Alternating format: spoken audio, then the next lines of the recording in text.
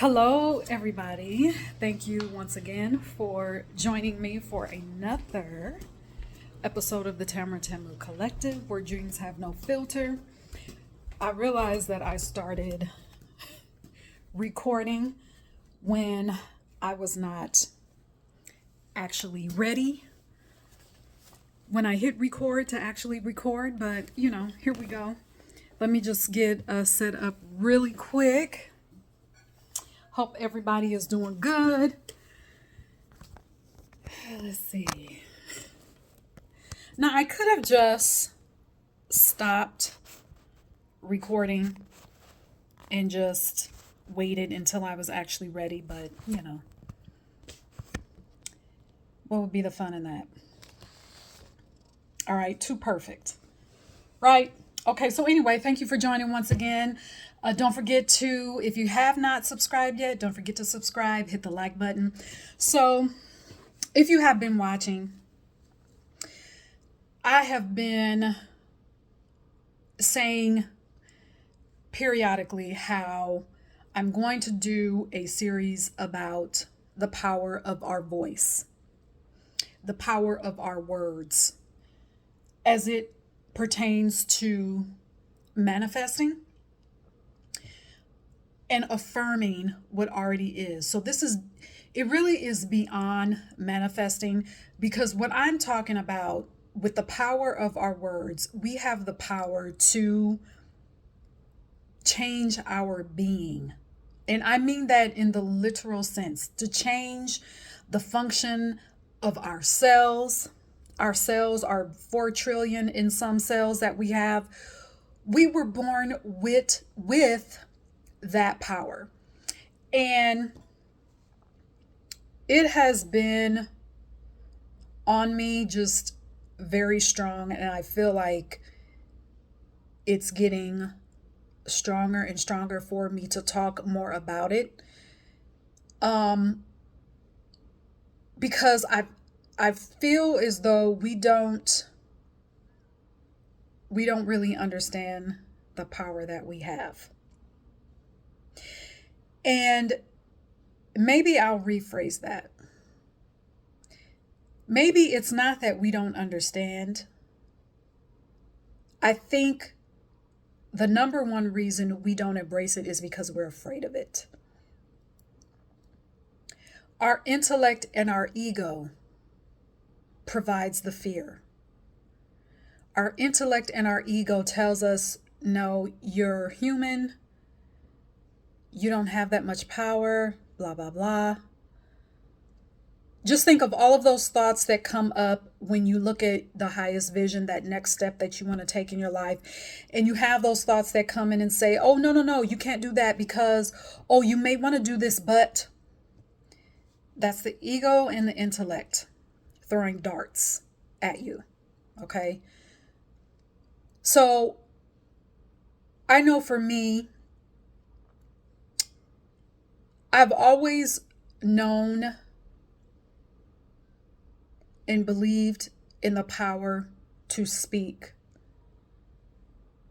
in the power to bring forth our imagination with our words. It was always something, even as a child, that I felt so strongly about. But I put it on the shelf because I didn't see anyone else around me doing that. So I thought, well, maybe I'm just the oddball here. So maybe let me just conform and just let life happen. Just, struggle like everyone else says that you're supposed to struggle in order to really show that you're a good person and that you deserve to be in the line at the pearly gates. Let me just go on and do that. But for the especially the last 5 years, and really this last year, it has been something I cannot get away from. So let me start off with this. And I want to say this, and I don't know how long. I'm going to make this into a series. That way I want to keep the video short so that we can go about this in just bite sizes instead of me just throwing things at you in one video. And like I said, I don't know how many parts of this there are going to be, but I want you to know this series, this is not about religion at all. It's not about religion, period. Okay? So you will hear me talk about religion because, again, anything that I talk about, I have to bring in my experience. Okay? It's coming from my perspective. So even though you'll hear me talk about it, this, again, understand this. This is not about religion. This is about the power that we all have. Okay? So growing up, let me go back to what I was getting to when I was growing up and just knowing that we had this power. So the religion that I grew up in, and we've all heard this creation story about how, the earth was dark. It was null and void. To me, that means darkness. And some type of intelligence, the religion I grew up in called it God, this one being,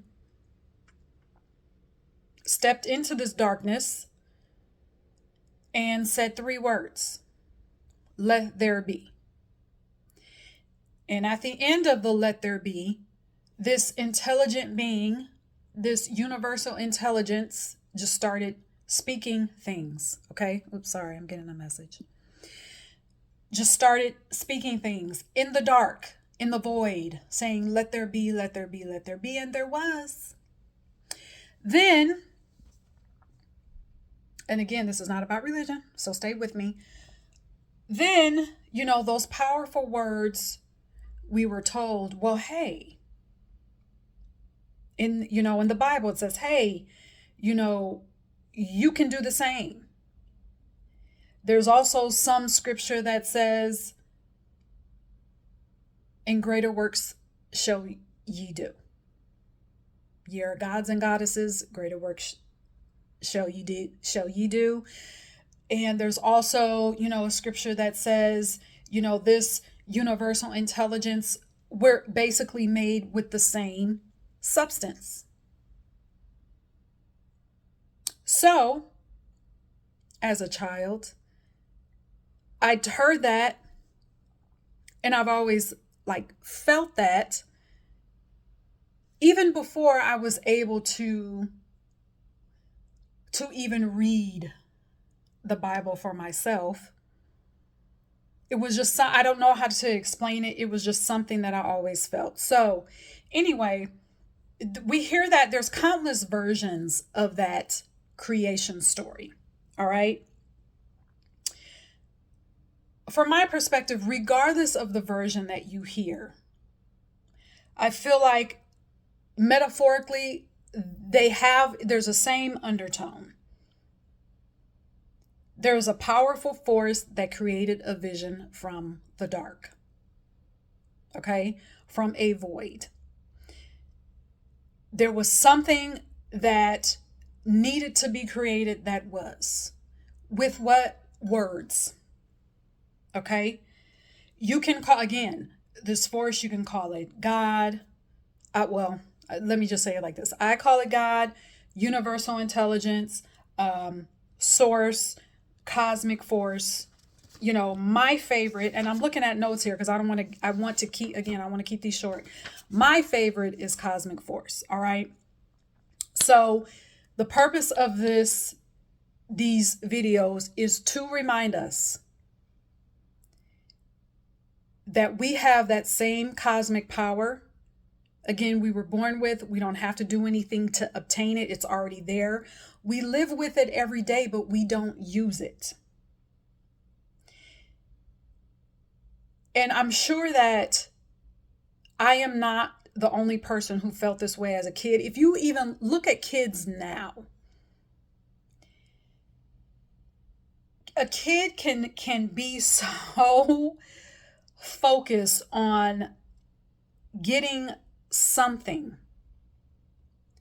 whether it's, let me use this example, regardless of whether you grew up really poor, middle class, whatever. Christmas, the so-called holiday Christmas, regardless of how much money your family had, somehow you knew that there was going to be something underneath some tree, somewhere for you the next morning. On Christmas Eve, you knew that you were going to get something. There was going to be some type of, I don't know, gift, whatever, for you. So there was no question of, when I run down or run into the living room or run downstairs or wherever you were, from your bedroom to wherever your gifts were held, there was no question of, am I going to have something? Now, listen, maybe for some of you, there was a question. Maybe there was nothing, but I'm just speaking just in general here, just to use this as an example. Kids on Christmas, they don't question whether or not they're going to have a gift. They just know. I look at sometimes, my nieces and nephews. They get a thought in their head and it's something that they want. They're going to keep saying it regardless of whether or not their parents had any intention. Just recently I was with my niece and nephew, and there was some, I don't know, neighborhood fair that my niece wanted to go to.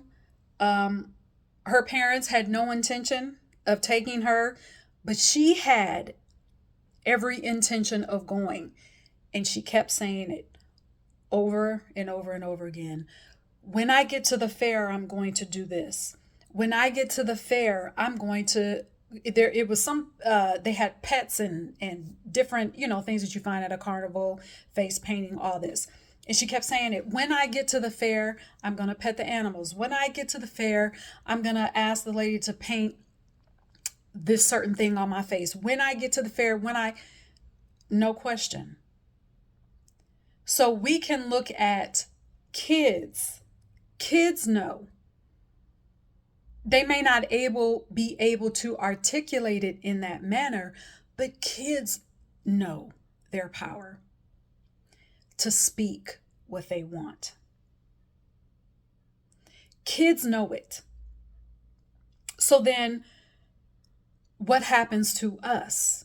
What happens to that? Well, like I said, with using my own example with my life, no one else, even though I was and the ironic thing about that is, even though I grew up in a religion where that was in the religious book, the Bible, it was almost as if people skipped over that. Nobody wanted to talk about that.